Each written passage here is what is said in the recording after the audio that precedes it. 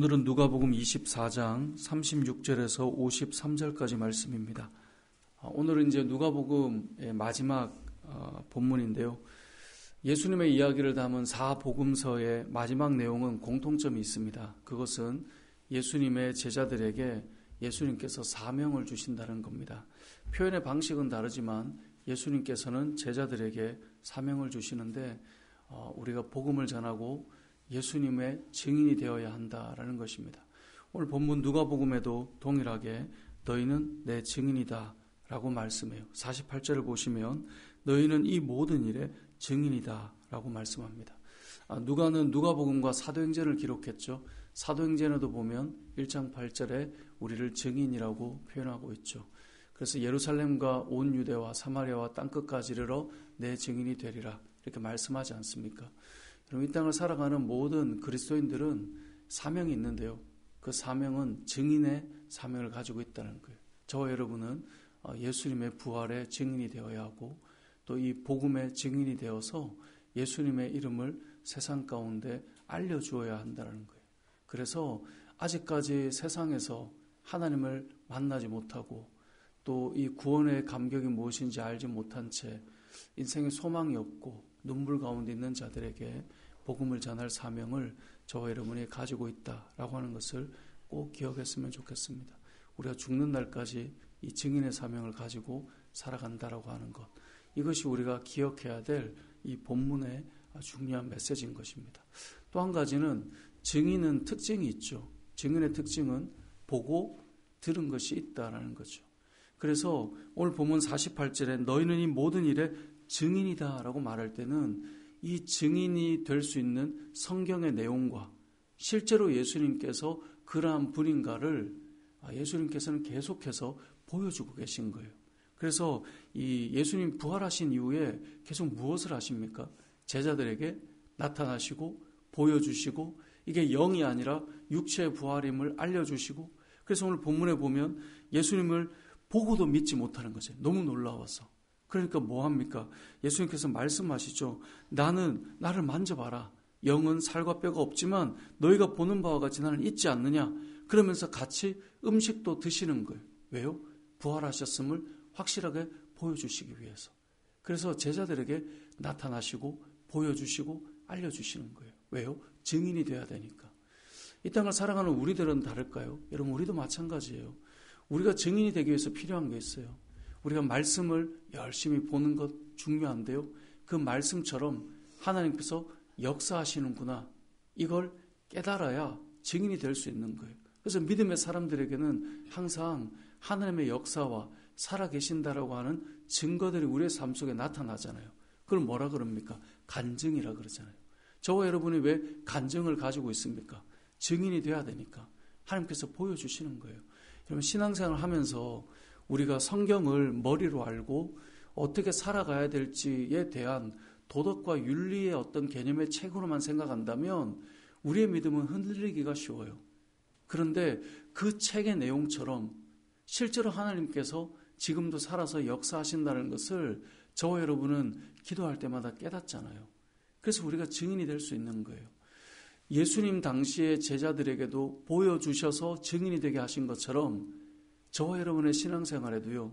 하나님께서는 보여주시고 우리에게 역사하세요. 그래서 우리가 증인이 될 수 있는 거예요.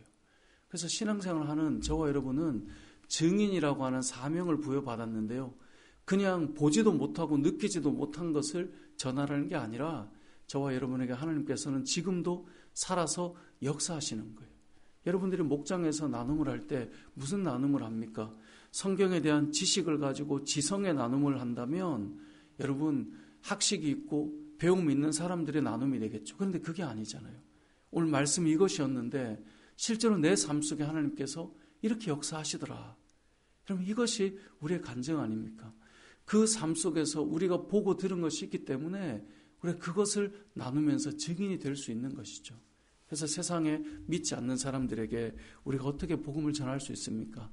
성경의 지식의 내용을 얼마나 잘 알려주느냐가 아니라 내 삶 속에 진짜 하나님 계시더라. 그것을 들려주는 것 아닙니까?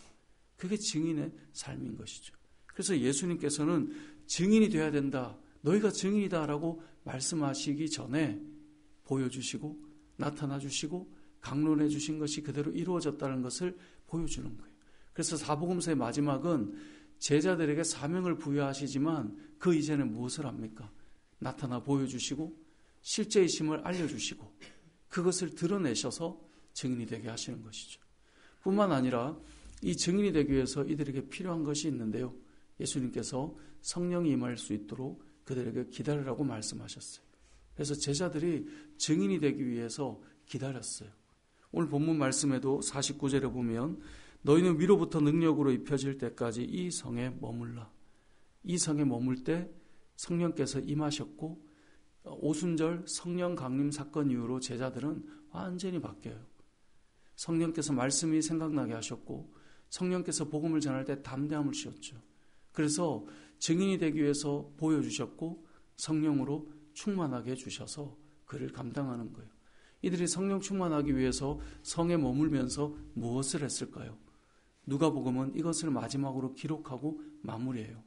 마지막에 이들이 무엇을 했나? 53절을 같이 읽어보겠습니다. 시작. 늘 성전에서 하나님을 찬송하니라. 아멘. 여러분, 성령께서 임하시기 전에 이들이 예루살렘에서 기다리면서 무엇을 했는가? 그들은 성전에서 하나님을 찬양하고 있었어요.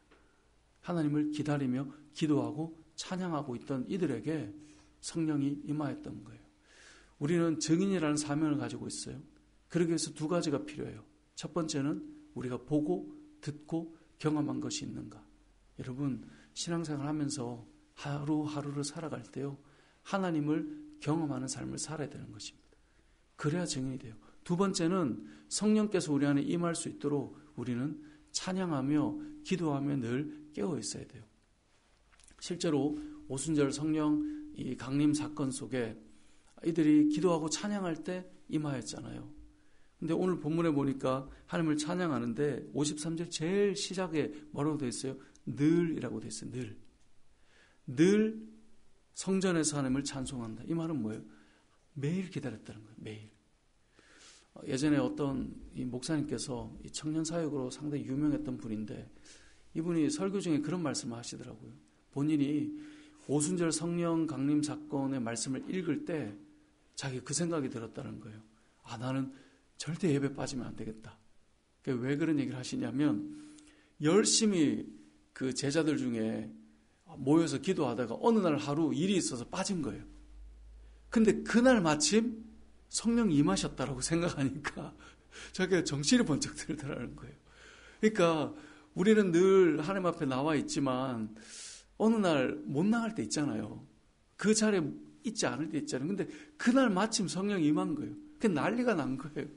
근데 내가 만약에 그때 없었다면 어떤 생각이 들까? 그래서 그분이 그 말씀이 그렇게 깨달아진 이후부터는 이거 빠질 수가 없더라는 거예요. 예배. 오늘 임하면 어떡하나 이 생각 때문에. 매일 하나님 앞에 모일 때마다 은혜가 되고 감격스러워야 되지만 저는 그 말이 상당히 인상적이었어요. 제자들은 뭐 그런 마음으로 있기보다는 기다리는 마음으로 늘 모여 있었겠지만 오늘 본문에 나온 것처럼 늘 하나님 앞에 나와 있었어요. 늘 그 은혜를 입고 살았어요.